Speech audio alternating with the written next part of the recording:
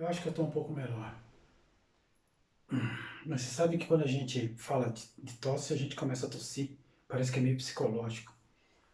Sei lá.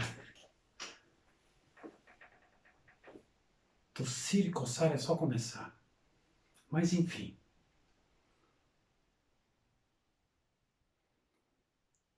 O nosso pensamento, ele é também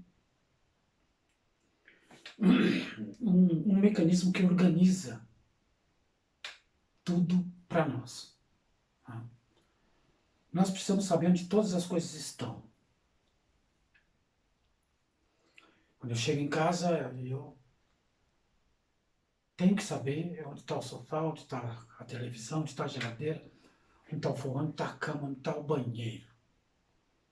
Essas coisas todas fazem parte não só do meu pensamento, mas da organização da vida, porque a vida não pode estar mergulhada num caos constante. Aliás, o meu pensamento não sabe lidar com o caos. O que é o caos? É aquilo que não é organizado. Tudo aquilo que não é organizado, desculpe, tudo aquilo que não é organizado é desconhecido. As coisas precisam estar no seu lugar, precisam ter definições, as coisas precisam ter seus sentidos. Não sentidos próprios, mas nós precisamos dar sentido a todas as coisas. Então, o conhecimento é também uma luta contra o caos. Contra aquilo que a gente ainda não enxerga direito. Contra aquilo que a gente não define. Contra aquilo que a gente não domina. O conhecimento é essa tentativa e esse esforço ininterrupto de se manter vivo e de se manter seguro num mundo organizado. No bloco anterior, ou na aula anterior, a gente falou sobre a insegurança, né? A insegurança da realidade. O caos é algo que nós não podemos aceitar. Não por questões políticas, nada disso. É apenas um mecanismo do cérebro. Tudo precisa estar organizado. Tudo precisa estar definido. Tudo precisa estar determinado. As coisas precisam estar terminadas para nós. Prontas. O pronto significa também terminado. Definido. As coisas precisam ter um fim. Não só um fim no sentido de para que elas servem, mas as coisas precisam estar prontas para nós. A gente precisa disso.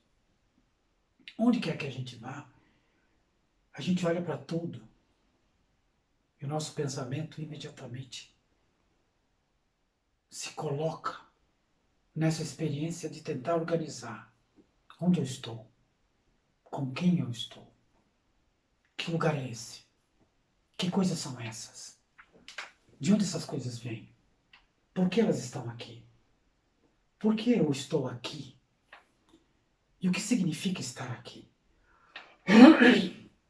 Nós fazemos isso porque o caos é aquele estado, aquela condição, aquele lugar no qual nós perdemos completamente o domínio. E a consciência não pode se deixar levar por isso. Por isso também é que o conhecimento tem sempre uma intencionalidade. No final das contas, a gente sabe o que quer conhecer e por que quer conhecer. O que nos move para o conhecimento são também razões que muitas vezes não são muito claras para nós, não estão muito presentes, não ficam evidentes. Outras ficam. Por que eu quero conhecer isso? Porque aconteceu algo no meu passado que me marcou, E a partir de então eu tenho essa dúvida, ou tenho esse problema, carrego comigo alguma coisa. O conhecimento parte então da necessidade de preencher o vazio, ou de preencher o caos, ou de dar nome ao caos, ou de dar nome a todas as coisas que estão nesse caos que a gente não sabe o que é. Além disso,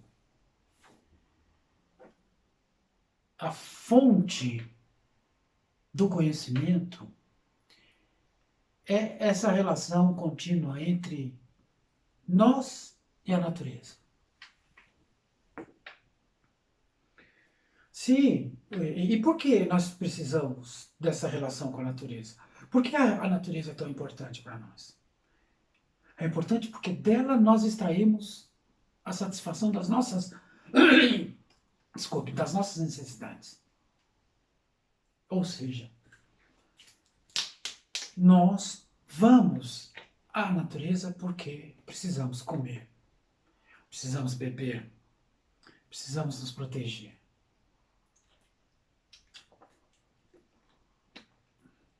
Então, a relação que nós temos com a natureza é uma relação de necessidade.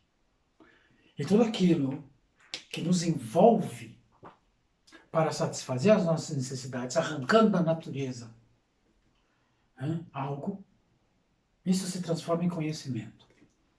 Se transforma em elemento essencial. Mas não é individual, ele é coletivo, ele é social. Porque as nossas necessidades jamais foram satisfeitas individualmente. Né? Sócrates tem um diálogo com alguns discípulos, principalmente com um discípulo de nome estranho chamado Adimanto. E esse diálogo está no livro de Platão chamado A República. E nesse diálogo, Sócrates, então, ele tece o cenário de uma cidade. O que é uma cidade? A cidade é o lugar onde as pessoas estão juntas, se ajudam e coletivamente satisfazem as suas necessidades. Então, um vai construir a porta, o outro constrói a parede, o outro faz o sapato, o outro faz a roupa, o outro prepara a comida, o outro planta. Significa dizer que para Sócrates, a satisfação de todas as nossas necessidades, elas são realizadas coletivamente. E são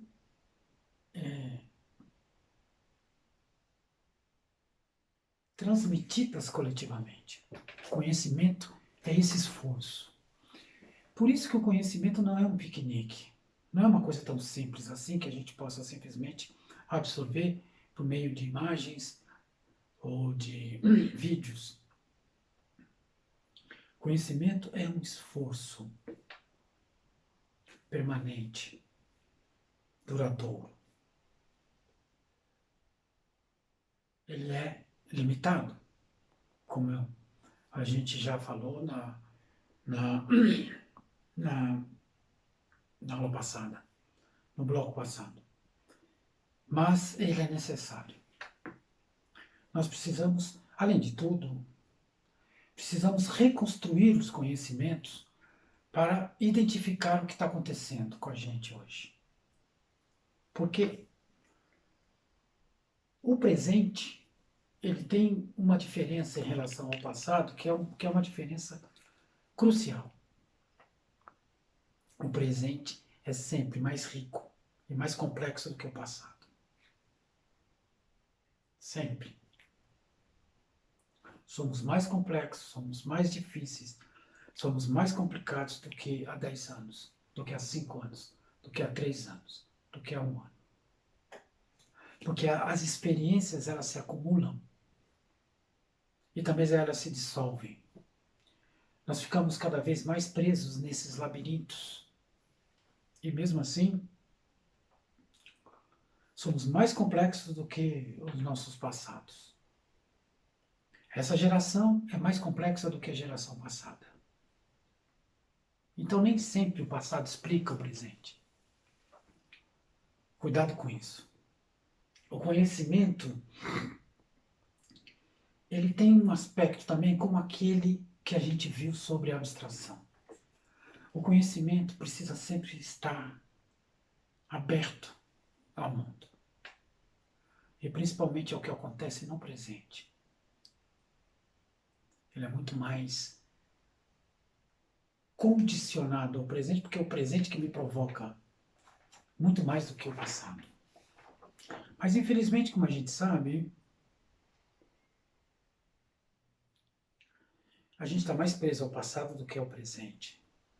E também preso ao futuro, né? A gente projeta para o futuro o nosso passado. E o conhecimento, quer queiramos ou não, é esse conflito. O conhecimento revela o conflito entre as gerações, entre as necessidades que nós temos, entre a necessidade de atualizar o mundo que a gente vive, refazer o mundo, entendê-lo novamente, dar a ele novo sentido. Isso é muito importante. Por isso, um dos aspectos mais perigosos do conhecimento é a capacidade que ele nos dá de dominar.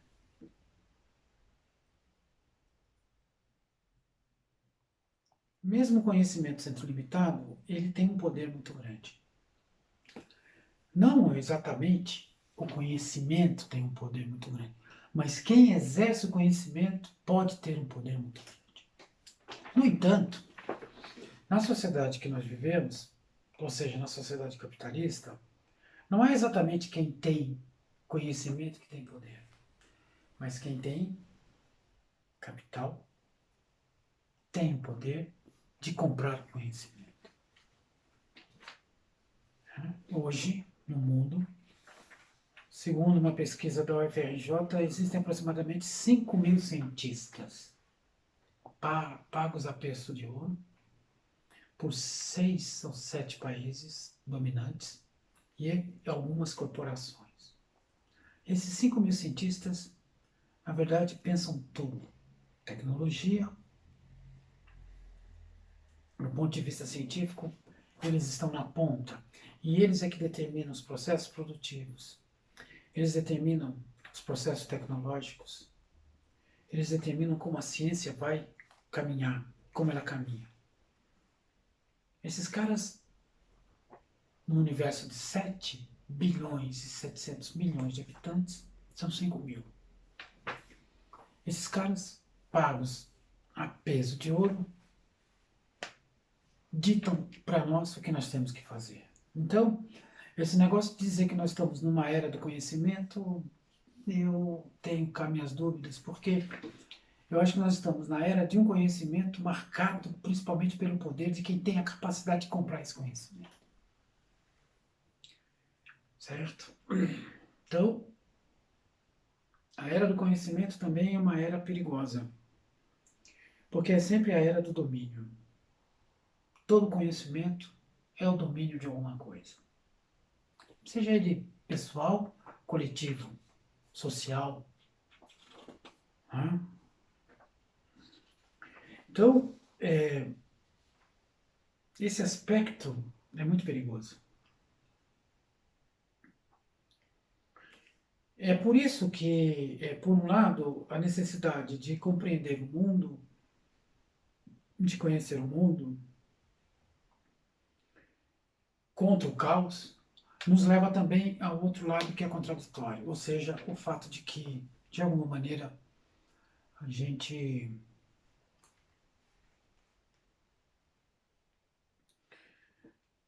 é levado à dominação. Porque quem conhece domina, quando a gente sabe que isso é um livro, eu tenho poder, porque eu possuo conhecimento sobre isso. Então, eu, de alguma maneira, também tenho poder sobre esse objeto. Isso parece pouco hoje, mas não é. Ele é fundamental, porque ele nos coloca diante da relação entre o medo e a dominação.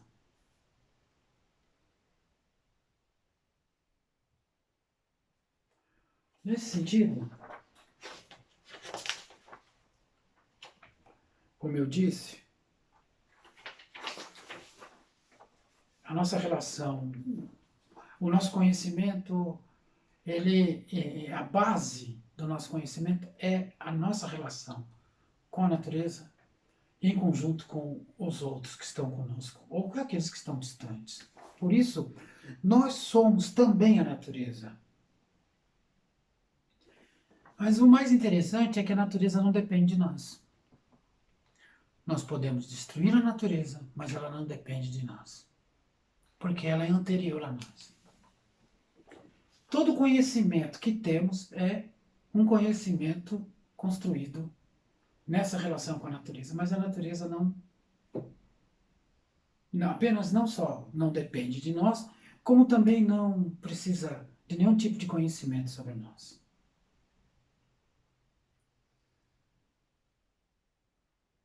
Nessa destruição desenfreada que a nossa humanidade está realizando, né, sobre a natureza, quem está ameaçado, em primeiro lugar, somos nós. Porque há um autor australiano chamado Paul Gildy, deixa eu ver onde é que está o livro dele. Eu sempre. Eu devia fazer a classificação aqui na minha biblioteca, mas eu não. Eu esqueço de fazer isso, mas enfim. É, esse pensador, né, chamado Paul Gildy, ele foi um cara ligado com o Greenpeace. O Greenpeace é ainda uma organização internacional que tem atividades no mundo inteiro, principalmente na denúncia contra crimes ambientais. E ele trabalhou durante muito tempo no Greenpeace. Ele é australiano, como eu disse, e ele saiu para poder. Aqui, achei. O livro é A Grande Ruptura. E ele discute vários aspectos aqui, né?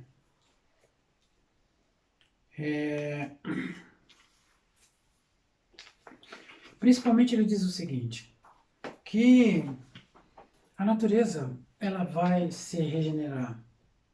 Nós não vamos conseguir destruí-la completamente. Mas o avanço acelerado, né, da destruição que nós estamos cometendo sobre a natureza vai nos levar à destruição da nossa espécie. E aí ele diz uma coisa assim, os caras fizeram uns cálculos aí, né, lá, deixa eu ver,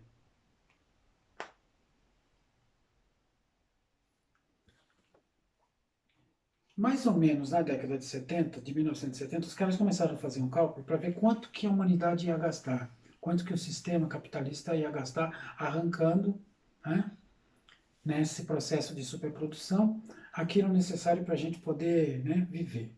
Então, quem fez isso foram várias organizações, mas uma das mais célebres, né, por propiciar uma maneira tão simples e elegante de comunicar um problema complexo, é o trabalho da Rede Global da Pegada Ecológica. tá? Esse grupo de cientistas, sob a supervisão de um eminente conselho global, traduz a complexidade dos vários serviços ecológicos conforme detalhados em relatórios na área da superfície da Terra necessária para sustentar a humanidade. E aí ele vai dizer o seguinte, em outras palavras, esse grupo de cientistas calculou quanta terra seria necessária para sustentar nossa economia e estilo de vida. E depois, quanta terra adequada temos à disposição para isso. Analisando a questão globalmente, eles nos mostram quantos planetas precisaríamos para sustentar nossa economia corrente. O quanto a economia ainda pode crescer? Se a resposta for menos que um planeta, ou quanto já ultrapassamos nossa capacidade sustentável? Se a resposta for mais que um planeta. A resposta em escala global é que, em 2009, precisávamos. Em 2009, nós estamos em 2021. Quanto tempo? Praticamente 12 anos, certo? Né? A resposta em escala global é que em 2009, ou seja, há 12 anos, nós iríamos precisar de 140% da Terra disponível, ou seja, a Terra mais 40%. Ou seja, mais 40% de outro planeta. Tá? Ou de 1,4 planeta. Só que foi exatamente em 1986 que nós ultrapassamos a capacidade da Terra. Ou seja, e desde então vimos excedendo essa capacidade. Ou seja, isso significa que estamos exaurindo o nosso capital todos os dias apenas para sobreviver. Veja, em 2000, os caras, na década de 1970, calcularam que nós iríamos precisar, só em 2009, né? Só em 2009, a capacidade de 1,4 planeta. Ou seja, 140% do nosso planeta. Né?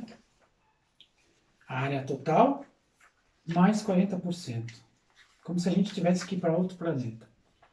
Mas isso foi alcançado em 1986. Isso significa o quê? 10, 14, mais 9, 23 anos antes, nós já havíamos alcançado aquilo que os cientistas tinham calculado. Ou seja, o domínio do conhecimento sobre a natureza é também o domínio sobre a capacidade que nós temos de autodestruição. E por que eu quero enfatizar isso? Eu quero enfatizar isso porque, em primeiro lugar, nós somos a própria natureza. Em segundo lugar, como eu disse, nós nos distanciamos da natureza. Somos e, ao mesmo tempo, somos algo diferente da natureza. Alguns acham que esse algo diferente da natureza, que é o conhecimento, o pensamento, a racionalidade, a capacidade de domínio, de interferir, de proceder, de fazer, de transformar o mundo, é algo da própria natureza. Alguns acham, como o filósofo Hegel, que isso já estava presente. Platão também acreditava nisso, que isso já estava presente. Pois bem, de qualquer forma, nós somos a natureza e nos distanciamos da natureza, mas a natureza não depende de nós.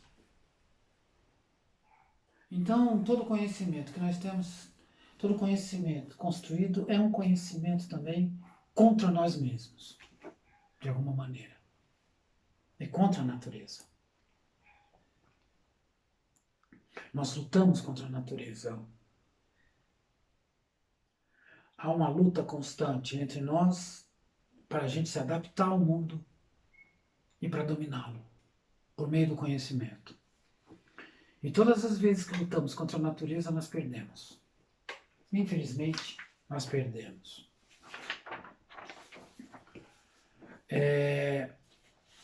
Essa imensa capacidade Obrigado.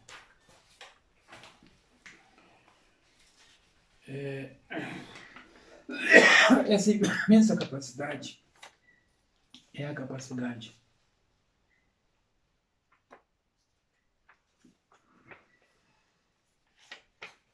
de estarmos no mundo.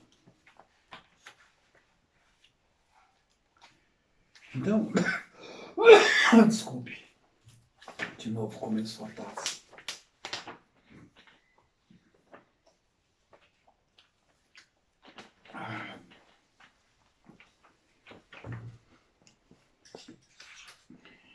Por outro lado, nós, como seres humanos, nós nos fazemos seres humanos socialmente.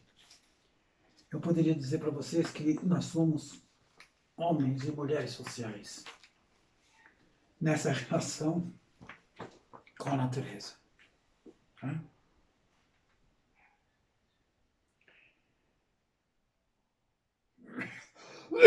E nós produzimos a nossa sobrevivência nesse confronto contínuo, permanente, entre o que sabemos e o que não sabemos, na relação entre nós e na nossa relação com o mundo e com a natureza. Então, por isso que a relação com a natureza é fundamentalmente social. E é por isso que nessa relação o conhecimento surge, aparece, ele é esse processo contínuo que também é social. Né? Então, tudo isso está intrinsecamente ligado. Eu gostaria que vocês lessem esses textos, principalmente o texto que eu já desci para vocês, que é uma base, não é? Agora, outro detalhe importante,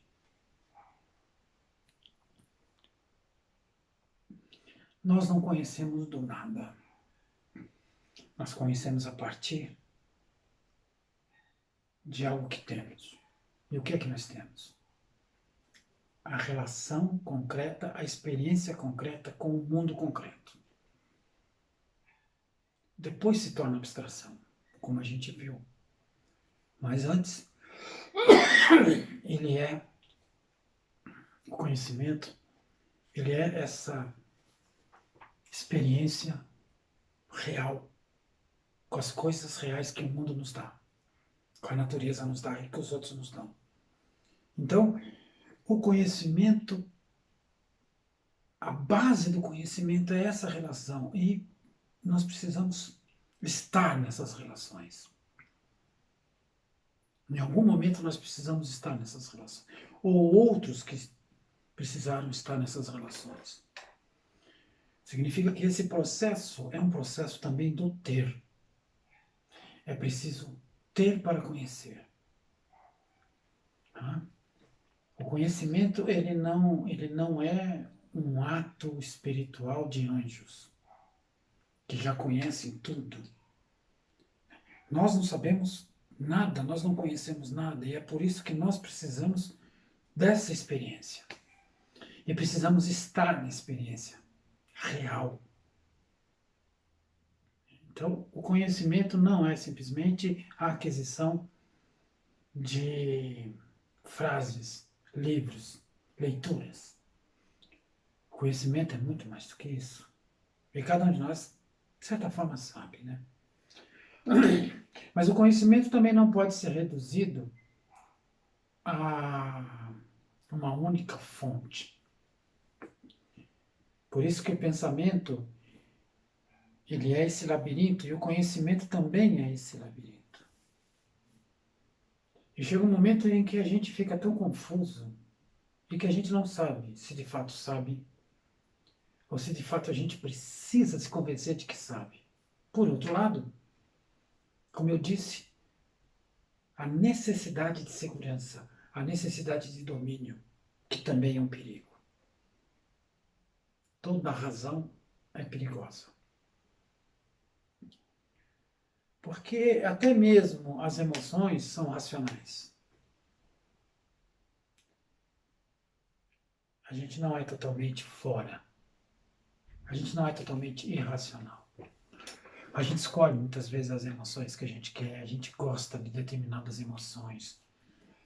Quando a gente vai chorar, a gente sabe por que está chorando. Quando a gente se emociona, as pessoas dizem assim, você vai perder o controle se você se emocionar.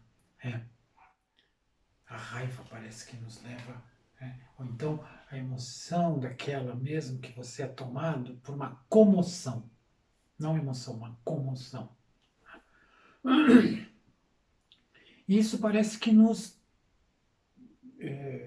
parece que existe um corte. Né?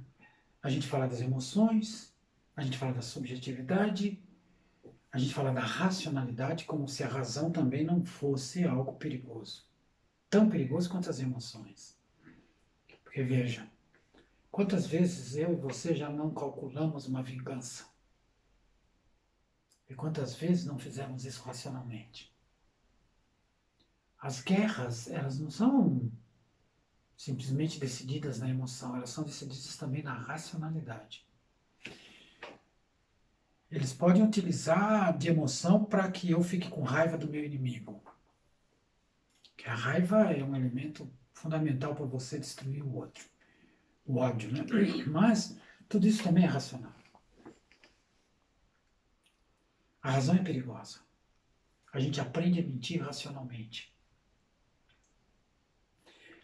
A gente constrói a mentira racionalmente. Assim como os nossos ancestrais aprenderam a mentir porque aprenderam a caçar. Né? Então você cerca, você engana, você ilude. Né? Você pode depois jogar isso nas costas do outro, você pode jogar isso nas costas de um capeta, você pode jogar isso nas costas, sei lá, de alguém que falou alguma coisa na internet, tudo bem. Mas a mentira é um ato racional. Tão racional que nós não gostamos. Não gostamos quando mentem para nós. Mas nós mentimos para os outros também. Aliás, se tem uma coisa que a gente faz, mas com tanta maestria, é mentir. Nosso pensamento, ele é ágil. Preste atenção. Ele é extremamente ágil para elaborar a mentira. Ágil, porque a gente não mente só com a palavra. A gente mente com o corpo. A gente aprende a mentir dentro de casa. Depois, na rua, na escola, todos os ambientes. Todos os ambientes. Em todos os ambientes a gente aprende a mentir.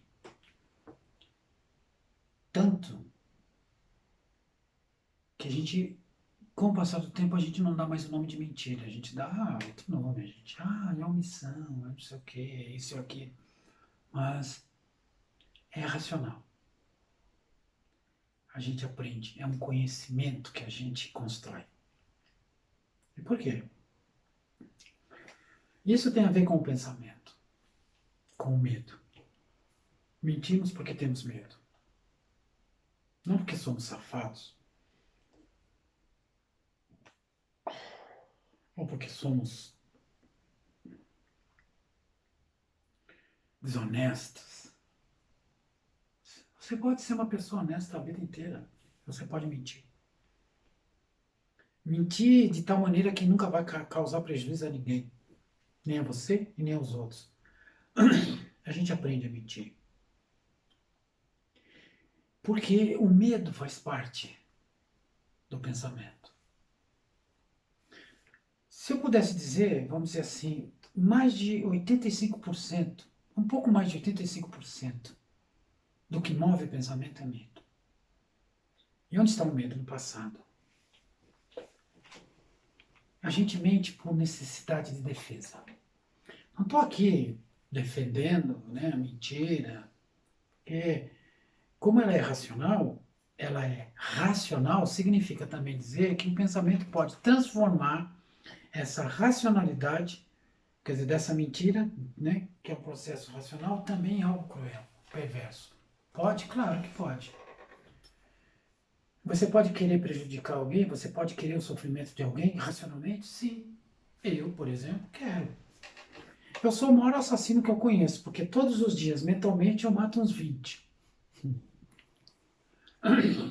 Mas isso eu também não falo para ninguém, porque, né, imagina se eu tivesse que falar, todas as pessoas, e o pior de tudo, que todas as pessoas que mentalmente eu mato nunca morreram.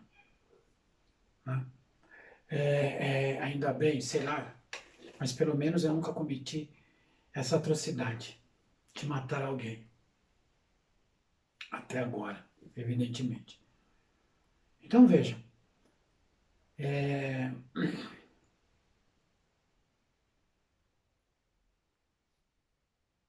a racionalidade, que é fruto também do processo de conhecimento, é tão perigosa a racionalidade quanto o próprio conhecimento. E tão perigoso também quanto a ignorância. Lembram-se lá no bloco passado, né, na aula 3, quando a gente começou a falar sobre essa questão do conhecimento, será que o conhecimento é bom, não é bom? A gente acredita que o conhecimento é bom, mas será? Depois de destrinchar isso tudo de uma forma dialética, será que a gente pode dizer que o conhecimento é bom? A gente pode dizer que é e não é. A gente não pode dar ao conhecimento todo o valor positivo e nem todo o valor negativo. A positividade do conhecimento nos trouxe até aqui, mas a negatividade do conhecimento, no sentido de que o conhecimento não é tudo isso que a gente imagina, e que é capaz de criar perversidade, guerra, né? Que é capaz de criar muito mais do que tudo isso. Também é um dado, também é um fato. Está aí. Né? Fato das guerras. Os caras constroem tanques, metralhadoras, bombas, racionalmente. Isso tudo é em laboratório. Sabe? Em fábricas que utilizam cientistas, isso é racional? É conhecimento? É. O conhecimento nos leva à morte? Nos leva. Então, ele também pode nos levar à mentira, como também pode nos levar à verdade. E aí? Como é que a gente fica nessa parada toda? É difícil? Porra! Desculpa, porra. Afinal de contas, né? Eu estou aqui numa, numa transmissão, não, numa gravação que parece, né, bem, né, formal. Então, veja, há uma série de elementos aí, né, que a gente tem que colocar sempre, guardar sempre as devidas proporções no que diz respeito ao conhecimento. E nessa relação com o pensamento, nessa relação com a experiência, na relação com todas as relações. Por isso que o conhecimento é esse processo contínuo, cultural, que não se esgota e ao mesmo tempo é limitado. Porque nos abre para algo que a gente pode chamar de descoberta, porque o conhecimento é uma descoberta, que parece uma verdade, mas que depois se dilui em outras tantas verdades ou em outras tantas incoerências. Aquilo que é verdade é aquilo que não é verdade. E nem sempre aquilo que não é verdade é mentira. Pode ser uma outra verdade. Não é? Então, tudo isso nos leva a um grande mergulho em nós mesmos, naquilo que representa a nossa sociedade, sob vários aspectos. Né? Qual é a próxima aula aí, ou o próximo tema do próximo encontro? Não existe atenção enquanto atividade geral e formal. Muito importante isso, porque a gente vai discutir no próximo encontro essa questão da atenção e da observação. O que isso tem a ver com o pensamento? E por que isso é importante? O que o pensamento tem a ver com a atenção e a observação? Espero vocês na próxima. Um abraço.